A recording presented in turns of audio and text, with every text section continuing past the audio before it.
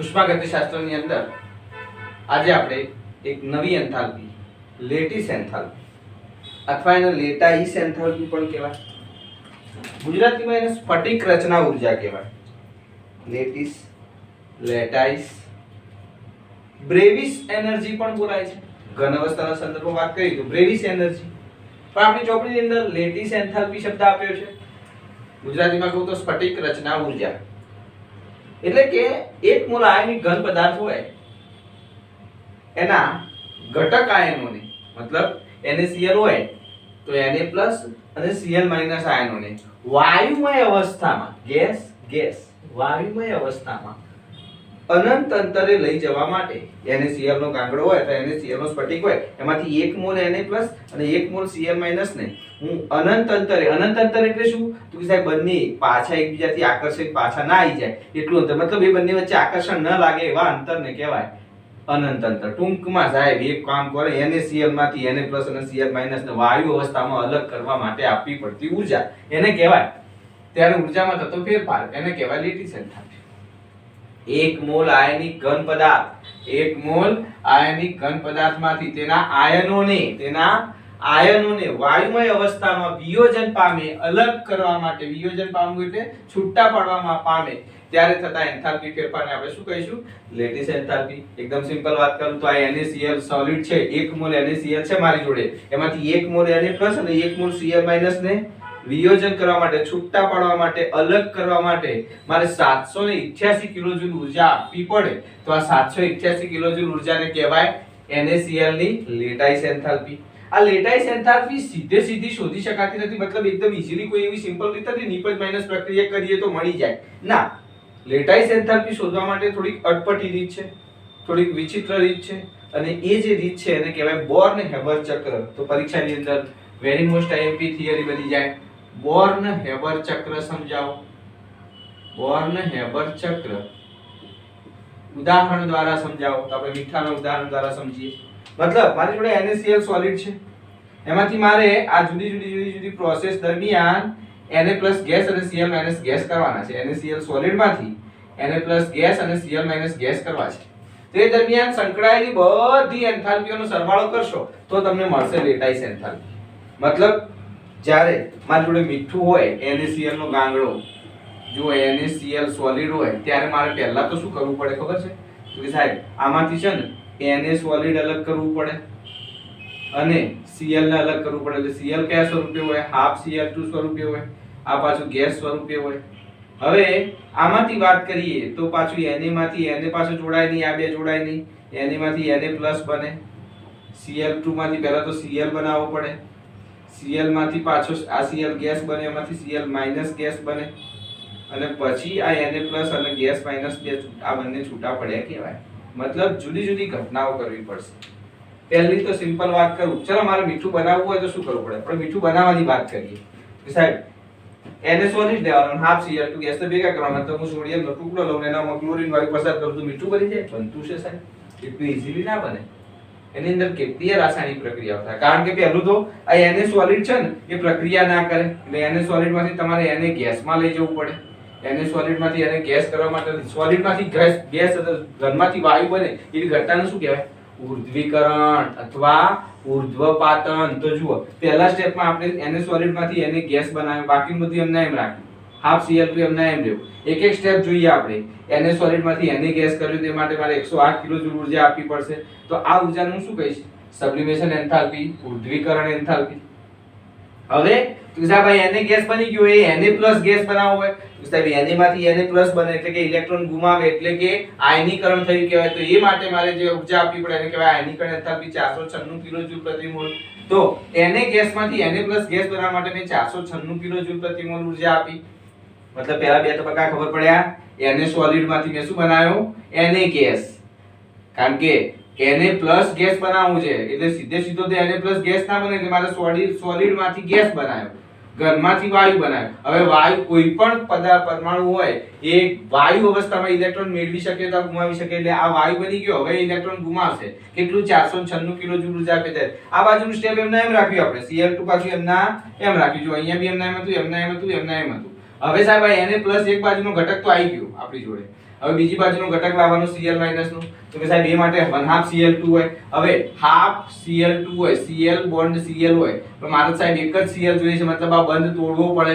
તો બંધ તોડવા માટેની એન્થાલ્પી એને કહેવાય બંધ વિયોજન એન્થાલ્પી. હવે બંધ વિયોજન એન્થાલ્પી ને અહીંથી જોઈએ આપણે, જુઓ 1/2 અડધો બંધ તોડવાનો છે ને, મતલબ Cl2 એમાં 1/2 કરી દઈએ તો એક Cl મળી જાય. મારે એક જ Cl ની જરૂર છે અને Cl2 માં હોય 2 Cl, તો મારે એક જ Cl જરૂર હોય તો શું કરું, 1/2 Cl2 કરવા પડે. પણ એમાં સાહેબ Cl2 તોડવું તો પડે ને મારે, તો 1/2 ડેલ્ટા બોન્ડ H, મતલબ આ બંધ તોડવા માટે Cl વચ્ચેનું બંધ તોડવા માટે મારે 121 કિલોજૂલ ઊર્જા આપવી પડે, તો એને કહેવાય બોન્ડ એન્થાલ્પી. તો 121 કિલોજૂલ ઊર્જા આપી. હવે બની ગયો હાફ Cl2 માંથી Cl ગેસ બન્યો. તો કે સાહેબ Cl ગેસ ઓછો જોડાય, જોડાવા માટે શું જોઈએ, Cl માઈનસ જોઈએ. એકદમ સિમ્પલ સરળ વસ્તુ કરી આપણે, જુઓ પહેલેથી સમજાવું તમને. હતું મારી જોડે Na સોલિડ, એમાંથી મેં બનાવ્યો Na ગેસ, એમાંથી બનાવ્યો Na પ્લસ ગેસ. બીજી બાજુ શું હતું, હાફ Cl2, તો એમાંથી બનાવ્યો Cl ગેસ અને એમાંથી બનાવ્યો Cl માઈનસ ગેસ. આ જે ઘટના છે એને ઉર્ધ્વીકરણ કહેવાય અથવા ઉર્ધ્વીપાતન કહેવાય. આ જે ઘટના છે એને આયનીકરણ કહેવાય. તો આ જે છે ડેલ્ટા H સબ્લિમેશન, પછી ડેલ્ટા IH, પછી આ બંધ તોડ્યો, બે Cl2 માંથી Cl બનાવ્યો તો delta bond H, bond enthalpy પણ અડધો કર્યો, બંધ તોડ્યો. પછી આ તો કે સાહેબ Cl માંથી Cl માઈનસ બનાવવા માટેની delta Eg, electron gain, electron પ્રાપ્તિ, ઇલેક્ટ્રોન બંધુતા, ઇલેક્ટ્રોન પ્રાપ્તિ એન્થાલ્પી અહીંયા 348.6. જ્યારે Na પ્લસ ગેસ, હવે Cl ગેસ તો જોડાય નહીં આની જોડે, એટલે Cl માઈનસ ગેસ કરવો પડે. તો Cl માંથી Cl માઈનસ બનાવવા માટે મારે 348.6 કિલોજૂલ ઊર્જા મુક્ત થશે. ઇલેક્ટ્રોન પ્રાપ્તિની ઘટના એ ઉષ્મા ક્ષેપક છે, ઇલેક્ટ્રોન ગુમાવવાની ઘટના એ ઉષ્મા શોષક છે. એટલે અહીંયા Cl ઇલેક્ટ્રોન મેળવશે અને Cl માઈનસ બનશે. ઇલેક્ટ્રોન પ્રાપ્તિની ઘટના દરમિયાન -348.6 કિલોજૂલ પ્રતિ મોલ ઊર્જા મુક્ત થાય. એટલે અહીંયા એક માઈનસ આવી. હવે આ Na પ્લસ ગેસ અને Cl માઈનસ ગેસ એકબીજા સાથે પ્રચંડ ઊર્જાથી જોડાઈ જશે, પ્રચંડ આકર્ષણથી જોડાશે અને જોડી અને બનાવશે NaCl સોલિડ. તે દરમિયાન જે એન્થાલ્પીનો ફેરફાર આવશે એને કહેવાય લેટાઇસ એન્થાલ્પી. તો આ લેટાઇસ એન્થાલ્પી શોધવા માટે બધી એન્થાલ્પીઓનો સરવાળો કરીએ E થઈ જાય લેટાઇસ એન્થાલ્પી. તો લેટાઇસ એન્થાલ્પી આપણે શોધવી, આ શોધવી હોય તો મારે અહીંથી શરૂઆત કરવી પડે, અહીંથી આમ જવું પડે. પણ સાહેબ આ જે ઊર્જા આપી છે અહીંયા થોડું ધ્યાન આપજો, અહીંયા NaCl સોલિડ, Na સોલિડ વત્તા હાફ Cl2 ગેસ, આ બે ભેગા થાય અને NaCl સોલિડ બનાવે, આ બે ભેગા થઈને આ બનાવે તો 411.2 કિલોજૂલ ઊર્જા માઈનસ કિલોજૂલ પ્રતિ મોલ ઊર્જા મુક્ત થાય. આ બે ભેગા થઈને NaCl સોલિડ બને તો સર્જન થાય, એટલે ફોર્મેશન એન્થાલ્પી, NaCl ની ફોર્મેશન એન્થાલ્પી કેટલી છે, -411.2 કિલોજૂલ. પણ મારે સાહેબ આમ ઊંધું જવું છે, મતલબ NaCl સોલિડ માંથી Na Cl ગેસ બનાવે, એટલે આમથી આમ જવું છે. એટલે સાહેબ પ્રક્રિયા ઊંધી કરવી હોય તો ઊર્જાનું મૂલ્ય શું થઈ જાય, S ના ઉષ્મા સંકલનના નિયમ મુજબ પ્રક્રિયાનું સમીકરણ આમ ઊંધું કરી દઈએ તો ઊર્જાનું મૂલ્ય માઈનસ હોય તો પ્લસ થઈ જાય, પ્લસ હોય તો માઈનસ. એટલે જુઓ અહીંયા આ ઊર્જાનું મૂલ્ય NaCl અહીંથી હું ચાલુ કરું, અહીંથી આમ જવાનું વાત કરું, અહીંથી આમ જવાનું હોય તો આ ઊર્જાનું મૂલ્ય પ્લસ લેવું પડે. તો જુઓ NaCl સોલિડ માંથી પહેલા આ બનાવ્યું તો 411.2 વત્તા Na સોલિડ માંથી Na ગેસ બનાવ્યો તો સબ્લિમેશન એન્થાલ્પી 108.4, 108 લઈ લઈએ તો બી ચાલે. એના પછી આગળ જઈએ, Na ગેસ માંથી Na પ્લસ ગેસ બનાવ્યો, આયનીકરણ કર્યું, આયનીકરણ એન્થાલ્પી 496 કિલોજૂલ. એના પછી આગળ ગયા, બંધ તોડ્યો, બંધ તોડવા માટે 121 કિલોજૂલ ઊર્જા આપી, 1/2 બોન્ડ એન્થાલ્પી 121 કિલોજૂલ. પછી આ Cl ગેસે Cl માઈનસ ગેસ બનાવ્યો તો -348.6 કિલોજૂલ ઊર્જા મુક્ત કરી. અહીંયા એકલી આ માઈનસ આવશે, બાકીની બધી પ્લસ આવશે. આ માઈનસ હતી એ પ્લસ થઈ ગઈ, કેમ તો સાહેબ આ પ્રક્રિયા માટે માઈનસ હતી, આ બે જોડાઈ અને આ પ્રક્રિયા Na સોલિડ વત્તા હાફ Cl2 ગેસ આ બનાવે તો -411. મારે આમ જવું હોય તો ધારો કે આ કાઢી અને મારે આમ જવું હોય તો કે આ મૂલ્ય કેવું થઈ જાય, પ્લસ થઈ જાય. તો હવે જુઓ આ બધી એન્થાલ્પીઓનો સરવાળો કરો તો મને શું મળશે, લેટાઇસ એન્થાલ્પી. જુઓ 411.2, 108, 496, 121 અને માઇનસ 348.6 આ બધી ઊર્જાનો સરવાળો કર્યો મને જવાબ મળે 788 કિલોજૂલ પ્રતિ મોલ અને એ કહેવાય લેટાઈસ એન્થાલ્પી.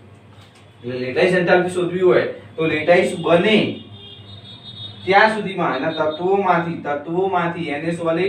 Na સોલિડ અને હાફ Cl2 ગેસ આ તત્વોમાંથી આખો સ્ફટિક બને એ દરમિયાન થતી બધી એન્થાલ્પીઓના સરવાળા બાદબાકી કરી અને પછી એમાંથી આપણે લેટાઈસ એન્થાલ્પી શોધવી પડે. એટલે પહેલી વસ્તુ લેટાઈસ એન્થાલ્પી એટલે શું વ્યાખ્યા? બોર્ન-નેબર ચક્રની મદદથી અથવા NaCl ની લેટાઈસ એન્થાલ્પી શોધવા માટેની પદ્ધતિ સમજાવો તો આખું બોર્ન-નેબર ચક્ર તમારે સમજાવવાનું થાય. એટલે આ બધી ઊર્જાઓના મૂલ્ય પણ યાદ રાખવાના થાય. 3 માર્કનો વેરી મોસ્ટ IMP પ્રશ્ન કહી શકું. ધારો કે હું નેક્સ્ટ પરીક્ષામાં બોર્ન-નેબર ચક્ર પૂછીશ જ. એટલે આ તૈયાર કરી નાખવાનું. સારો પ્રશ્ન છે. મંદન એન્થાલ્પી એટલે શું? તો કે સાહેબ પાણી ઉમેરતા જઈએ એમ ઊર્જામાં જે ફેરફાર થાય એને કહેવાય મંદન એન્થાલ્પી. અચળ તાપમાન અને દબાણે નિશ્ચિત જથ્થાના દ્રાવકમાં, જથ્થો બહુ બધો લઈ લઈએ દ્રાવકમાં, દ્રાવ્ય ઉમેરતા નિશ્ચિત જથ્થાનું દ્રાવ્ય ઓગાળવાથી થતો એન્થાલ્પી ફેરફાર. ઢગલા બંધ આપણે પાણી લઈ લઈએ, પહેલા થોડુંક દ્રાવ્ય ઓગાળીએ, પછી થોડો વધારે ઓગાળીએ, પછી થોડો વધારે ઓગાળીએ, તો એ દરમિયાન થતો એન્થાલ્પી ફેરફાર એને કહેવાય મંદન એન્થાલ્પી. ધારો કે મારી જોડે 1 મોલ HCl છે, એ મેં 10 મોલ H2O માં ઓગાળ્યું, તો મારી જોડે સંયોજન બન્યું HCl 10 મોલ aqueous. શું કર્યું મેં?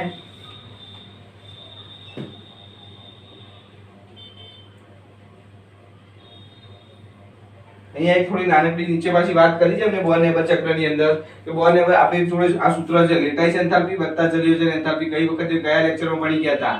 ડેલ્ટા H બરાબર ડેલ્ટા H લેટાઈસ LATIC વત્તા ડેલ્ટા H જલીયોજન હાઇડ્રેશન એન્થાલ્પી. આ બંનેનો સરવાળો કરીએ તો આપણને મળે ડેલ્ટા H સોલ્વેશન એન્થાલ્પી, દ્રાવણની એન્થાલ્પી. હવે માની લો કે હાઇડ્રેશન એન્થાલ્પી, જલીકરણ એન્થાલ્પી આપણે કોઈ રેફરન્સ બુકમાં જેમ આપણું લોગ ટેબલ હોય એમ લોગ ટેબલમાં બધા આંકડાઓ આપ્યા હોય છે, એવી રીતે દરેક દ્રાવણની જલીકરણ એન્થાલ્પી આપેલી હોય તો તમે જલીકરણ એન્થાલ્પી ધારો કે જાણી લો. ચલો મીઠાની જલીકરણ એન્થાલ્પી હું શોધી કાઢી જે હતી -784.0. હવે બોલો લેટાઈસ એન્થાલ્પી જાણો તમે તો કે આ સાહેબ શોધીને આપણે 788 કિલોજૂલ પ્રતિ મોલ. તો બોલો ડેલ્ટા H સોલ્યુશન તમે શોધી શકો? તો કે હા સાહેબ. મતલબ મીઠાને પાણીમાં ઓગાળવાથી આટલી ઊર્જા મુક્ત થાય. કેટલી? 788 - 784 એટલે 4 કિલોજૂલ પ્રતિ મોલ ઊર્જા મુક્ત થાય. તો આ જગ્યાએ સોલ્યુશન એન્થાલ્પી શોષાય કારણ કે ધન મૂલ્ય અહીંયા 4 કિલોજૂલ ઊર્જા મળશે આપણને. બીજી એક વસ્તુ ડેલ્ટા U બરાબર delta H minus delta NgRT. ચલો NaCl સોલિડ માંથી Na પ્લસ ગેસ ને Cl માઈનસ ગેસ ની વાત કરું તો ડેલ્ટા Ng કેટલો મળે? ડેલ્ટા Ng આ તો ડેલ્ટા H હતો ને તમારી જોડે. મારે ડેલ્ટા U શોધવું હોય તો સાહેબ ડેલ્ટા U શોધવું હોય તો ડેલ્ટા Ng શોધીએ તો આ 1 મોલ એટલે 2 મોલ ઓછા 0 એટલે ડેલ્ટા Ng મળશે 2. પછી આપણી જોડે પેલું સૂત્ર છે ડેલ્ટા H બરાબર delta U plus delta NgRT. તો ડેલ્ટા U બરાબર delta H minus delta NgRT. તો આ 2RT કહેવાય, ડેલ્ટા Ng 2RT. એનો મતલબ ડેલ્ટા U નું મૂલ્ય ડેલ્ટા H કરતા કેટલું હશે? તો કે સાહેબ 2RT જેટલું ઓછું હશે. એવું બી ચોપડીમાં વર્ણન સ્વરૂપે આપેલું છે. મતલબ આની અંદરથી તમે ડેલ્ટા U શોધી શકો, ડેલ્ટા H તો મળી જ ગઈ, lattice enthalpy, delta H solution પણ શોધી શકો, દ્રાવણની એન્થાલ્પી પણ શોધી શકો, હાઇડ્રેશન એન્થાલ્પી આપેલી હોય, લેટાઈસ એન્થાલ્પી તમે શોધી કાઢી તો સોલ્યુશન એન્થાલ્પી પણ શોધી શકાય. એવી પણ નીચે થોડી ચર્ચા કરી છે. વાત કરતા હતા આપણે મંદન એન્થાલ્પીની. એમાં 1 મોલ HCl 10 મોલ પાણીમાં નાખી દઉં તો જે દ્રાવણ તૈયાર થાય એને કહેવાય HCl 10 aqueous. 10 aqueous એટલે HCl 10 મોલ પાણીમાં ઉમેર્યો 1 મોલ. તો એ દરમિયાન -69.01 કિલોજૂલ પ્રતિ મોલ ઊર્જા મુક્ત થઈ. પણ માની લો કે HCl ના 1 મોલ ને હું 25 aqueous 25 મોલ પાણીમાં ઓગાળું તો પાણીનો જથ્થો વધારે લેશો તો એ દરમિયાન જે દ્રાવણ બનશે HCl નું 25 aqueous દ્રાવણ કહેવાય. તો એ દરમિયાન -72.03 કિલોજૂલ પ્રતિ મોલ ઊર્જા મુક્ત થઈ. હવે માની લો કે હું 40 મોલ પાણી લઉં તો એટલે 25 મોલ પાણી લીધું. હવે એવું નહીં સાહેબ 40 મોલ પાણીમાં 1 મોલ HCl ઓગાળો તો કોઈ ફરક પડે? તો કે હા સાહેબ 40 મોલ ઓગાળશો 40 મોલ પાણીમાં તો -72.79 કિલોજૂલ પ્રતિ મોલ મળશે. ઊર્જાનું મૂલ્ય સહેજ વધ્યું. બહુ બધું પાણી લો, આખો રૂમ ભરીને પાણી લો અને એની અંદર 1 મોલ HCl ઓગાળું તો સાહેબ પછી અમુક ટાઈમે ઊર્જામાં ફેરફાર થાય પણ એવું ના કે પાણી જેમ તેમ વધારે જાવ વધારે ઊર્જા એક ટાઈમે લિમિટ આવી જાય એટલે અનંત મંદને અનંત મંદન મતલબ બહુ બધું પાણી લીધું, દ્રાવકનો ચોક્કસ જથ્થો લીધો, એમાં દ્રાવ્ય નિશ્ચિત પ્રમાણમાં ઉમેર્યો, મેં 1 મોલ HCl અનંત દ્રાવકની અંદર ઉમેર્યો, તો HCl નું જે અનંત મંદને દ્રાવણ બનાવ્યું એમાં ઊર્જા કેટલી મુક્ત થાય? -74.85. એનો મતલબ કે એનાથી વધારે હવે તમે ગમે એટલું પાણી લો, -74.85 કિલોજૂલ પ્રતિ મોલ થી વધુ ઊર્જા મુક્ત થાય નહીં. તો કે આનામાંથી શું ફાયદો, આપણને શું ફાયદો થયો? દાખલા તરીકે ચલો HCl 25 એક્વાયર્સ વત્તા HCl 15 એક્વાયર્સ બરાબર શું થઈ ગયું? HCl 40 એક્વાયર્સ ગણિત 25 વત્તા 15 બરાબર 40. હવે માની લો કે મારે 15 HCl નું શોધવું હોય તો સાહેબ આ બેનો ઉપયોગ કરી અને હું 15 HCl નું દ્રાવણની મંદન કરવાની એન્થાલ્પી શોધી શકું કે આ સાહેબ શું કરવાનું? તો કે 40 માંથી 25 બાદ કરો, 40 માંથી 25 મતલબ -72.79 માંથી 72.03 બાદ કરો તો -0.76. જે વધારાનું કેટલા ml 15 ml દ્રાવણ, જે વધારાનું મેં 15 મોલ ઉમેર્યું, આમ તો ખરેખર એવું કહેવાય કે 25 મોલ ઉકાળવા 25 મોલ અંદર પાણી નાખત તો -72.03 કિલોજૂલ મળત, અને જો 40 મોલ રાખત તો -72.79 કિલોજૂલ પ્રતિ મોલ મળત. એનો મતલબ એવો થયો કે સાહેબ પેલું જે 25 મોલ હતું અને એની ઉપર પેલું જે 15 મોલ ઉમેર્યું, એ 15 મોલ પાણી ઉમેરવાથી મતલબ વધુ દ્રાવણ મંદ બનાવ્યું. પહેલા પાણી હતું 25 મોલ, એમાં તમે બીજું 15 મોલ ઉમેર્યું અને દ્રાવણ બનાવ્યું 40 મોલનું, 40 મોલ બનાવ્યું. તો કે સાહેબ પહેલા 25 મોલમાં 72.03 હતી, પણ બીજું 15 મોલ ઉમેરવાથી -0.76 કિલોજૂલ ઊર્જા વધુ મુક્ત થઈ. તો આ જે મળી એવું કહેવાય કે આ મંદન એન્થાલ્પી કહેવાય. કેટલાની? તો સાહેબ 15 મોલ પાણી વધુ ઉમેરવાથી દ્રાવણનું મંદ બનવાથી જે ઊર્જા મુક્ત થઈ એને કહીશું આપણે મંદન એન્થાલ્પી. વધારાનું દ્રાવક ઉમેરતા વાતાવરણ ખેંચી લેતી ઉષ્મા, અને વાતાવરણ ખેંચી લે એટલે ઉષ્મા મુક્ત થાય, તો -0.76 કિલોજૂલ ઊર્જા વધુ મુક્ત થશે અને એને કહીશું આપણે મંદન એન્થાલ્પી. મંદન એન્થાલ્પીની સીધી સાદી રજૂઆત આ ત્રણ નાના સેમ્પલ 1, સેમ્પલ 2, સેમ્પલ 3 નાના ત્રણ ઉદાહરણ આપી સમજાવ્યું. એના પછી સરસ મજાનો કોયડો છે 6.8. હેઝના ઉષ્મા સંકલનના નિયમની મદદથી. હેઝના ઉષ્મા સંકલનનો નિયમ શું કહેતો હતો કે સાહેબ રાસાયણિક પ્રક્રિયા એક તબક્કામાં કરો કે એકથી વધુ તબક્કામાં કરો, રાસાયણિક પ્રક્રિયા દરમિયાન થતો એન્થાલ્પી ફેરફાર અચળ રહેવાનું છે. આપણે ગેર એક ધારો એક સરખા ગેર જતા રહીએ, થોડી વાર ઊભા રહીએ, થોડા વાર ઊભા રહીએ, તબક્કા વાઇઝ ગેર જઈએ તો પેટ્રોલ તો સાહેબ હરખું જ કરવાનું છે, એમાં કોઈ ફરક પડે નહીં. એટલે કે રાસાયણિક પ્રક્રિયા એક જ તબક્કામાં પૂરી થઈ જાય કે થાક ખાઈ કરો, થાક ખાઈ રાસાયણિક પ્રક્રિયા કરો, ઊર્જામાં થતો ફેરફાર અચળ રહે છે. એનો મતલબ કે સાહેબ બધી ઊર્જાઓનો સરવાળો કરો તો પ્રક્રિયાના મુખ્ય તબક્કામાં કુલ પ્રક્રિયામાં થતા એન્થાલ્પી ફેરફારના સરવાળા, જો રાસાયણિક પ્રક્રિયા જુદા જુદા તબક્કાઓમાં થતી હોય તો બધી તબક્કાઓના ઊર્જાનો સરવાળો કરો એટલી જ પ્રક્રિયાનો કુલ એન્થાલ્પી ફેરફાર કહેવાય. તો કે એનો ઉપયોગ કરીને આપણે કોયડો 6.8 ગણીએ. રકમમાં એવું લખ્યું છે કે 1 મોલ બેન્ઝીનનું દહન કરી, આપણે બેન્ઝીનનું દહન સમીકરણ લખતા આવડે કે સાહેબ આ બેન્ઝીનનું સૂત્ર C6H6 લિક્વિડ O2 જોડે પ્રક્રિયા કરી, જેટલા કાર્બન એટલા CO2 ગેસ, 6 કાર્બન છે 6 CO2 ગેસ, 6 હાઇડ્રોજન છે તો 3H2, એનાથી અડધા H2O લિક્વિડ. આ મેં દહન સમીકરણ લખતા શીખવાડ્યું તમને. જેટલા કાર્બન એટલા CO2 ગેસ, જેટલા હાઇડ્રોજન એનાથી અડધા H2O લિક્વિડ. પછી વધુ ઘટે ઓક્સિજન બેલેન્સ કરો તો સાહેબ 6 દુ 12 ઓક્સિજન અને અહીંયા 3 ઓક્સિજન, 15 ઓક્સિજન છે કે અહીંયા 15/2 લખો અથવા 7.5 લખો, 15/2 લખો અથવા 7.5 લખો. ચલો આ સમીકરણ તો લખાઈ ગયું સાહેબ. એ દરમિયાન થતો એન્થાલ્પી ફેરફાર આપણી ચોપડીમાં આપેલો છે કે જો બેન્ઝીનનું દહન કરવામાં આવે તો દરમિયાન થતો એન્થાલ્પી ફેરફાર 3267 કિલોજૂલ ઊર્જા મુક્ત થાય છે. મુક્ત થાય છે એટલે આપણે માઈનસ લખ્યું. કન્વેન્શન એન્થાલ્પી, દહન એન્થાલ્પી આપેલી, બેન્ઝીનની દહન એન્થાલ્પી આપી છે. બીજું શું આપ્યું છે તો સાહેબ 1 મોલ CO2 ની સર્જન એન્થાલ્પી આપી છે. કાર્બન સોલિડ વત્તા O2 ગેસ CO2 ગેસ બને તો આટલું -393.5 કિલોજૂલ ઊર્જા મુક્ત થાય છે. CO2 1 મોલ CO2 બને તો આટલું સર્જન એન્થાલ્પી આપી કહેવાય. આ બધું વર્ણનમાં આપ્યું છે, એના બધી મેં સમીકરણ બનાવ્યા. એવી રીતે 1 મોલ પાણી બને તે દરમિયાન થતો એન્થાલ્પી ફેરફાર, મુક્ત થતી એન્થાલ્પી મતલબ પાણીની સર્જન એન્થાલ્પી ડેલ્ટા FH0 -285.83 કિલોજૂલ. આ ત્રણ મૂલ્યો આપ્યા છે અને તમને એમ પૂછ્યું છે કે બેન્ઝીનની પ્રમાણિત સર્જન એન્થાલ્પી ગણો.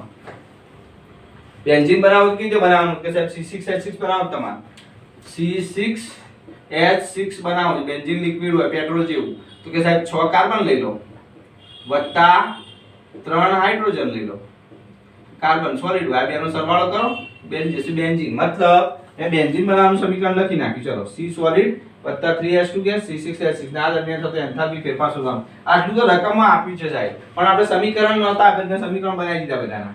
ટૂંકમાં એકદમ સિમ્પલ ભાષામાં કહું તો આ ત્રણ સમીકરણોનો ઉપયોગ કરી અને સરવાળા બાદબાકી કરવાના અને આવું સમીકરણ લાવવાનું. કેવી રીતે લાવશો તમે? તો કે સાહેબ ઉભા રહો. જુઓ, આવું લાવવું છે ને આપણે, તો આ C6H6 નિપજ બાજુ છે ને, તો આમાં તો પ્રક્રિયક બાજુ છે. એક કામ કરો સાહેબ, આને ઉલટાઈ દો. સમીકરણ 1 ને ઉલટાઈ દો એટલે આ બે પદ પેલી બાજુ જશે, પેલા બે પદ આ બાજુ જશે. વેરી ગુડ, સરસ. બીજી વસ્તુ તો કે સાહેબ 6 કાર્બન કરવા છે, કે અહીંયા કાર્બન છે ખરું પણ એક જ છે અને એ બી પ્રક્રિયક બાજુ છે, કે સમીકરણ 2 ને 6 વડે ગુણી કાઢો. સમીકરણ 2 ને 6 વડે ગુણી કાઢો. અને ત્રીજી વસ્તુ તો કે સાહેબ O2 CO2 બરાબર, મારે આવું 3H2 લાવવું છે, તો સાહેબ સમીકરણ 3 ને 3 વડે ગુણો. સમીકરણ 3 ને અહીંયા H2 છે સાહેબ પણ અહીંયા 3H2 જોઈએ છે, તો સમીકરણ 3 ને 3 વડે ગુણો. આટલી વસ્તુ કરવાની કીધી મેં તમને. શું કીધું? સમીકરણ 1 ઉલટાઈ દો. ઉલટાઈ દેશો એટલે ઊર્જાનું મૂલ્ય માઈનસ હશે તો પ્લસ થઈ જશે, પ્લસ હશે તો માઈનસ થઈ જશે. ઓકે. પછી આ સમીકરણ 2 ને 6 વડે ગુણી કાઢો તો 6 carbon solid, 6 O2 gas, 6 CO2 gas, 6 ગુણ્યા માઈનસ 393.5 ઊર્જાને ગુણાઈ જાય. પછી આને 3 વડે ગુણો, 3H2 gas plus 3/2 O2 gas, 3H2O liquid, delta F0 minus 285.83 ગુણ્યા 3. જો આપણે કર્યું આ સમીકરણ ઉલટાઈ દીધું, પહેલા સમીકરણને ઉલટાઈ દીધું મેં.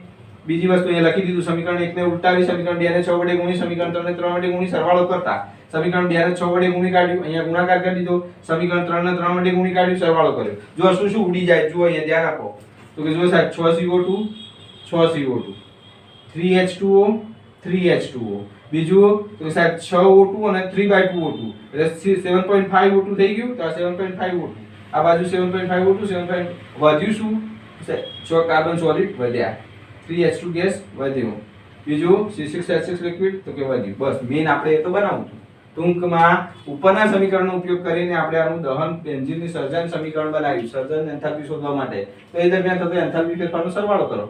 આ પ્લસ થઈ ગયું, મૂલ્ય માઈનસ હતું એનું, અને 6 વડે ગુણી કાઢ્યા અને 3 વડે ગુણી કાઢ્યા, બધાનો સરવાળો કર્યો તો ડેલ્ટા FH0 મળી ગઈ 48.51 કિલોજૂલ પ્રતિ મોલ. એ આપણો આવી ગયો જવાબ.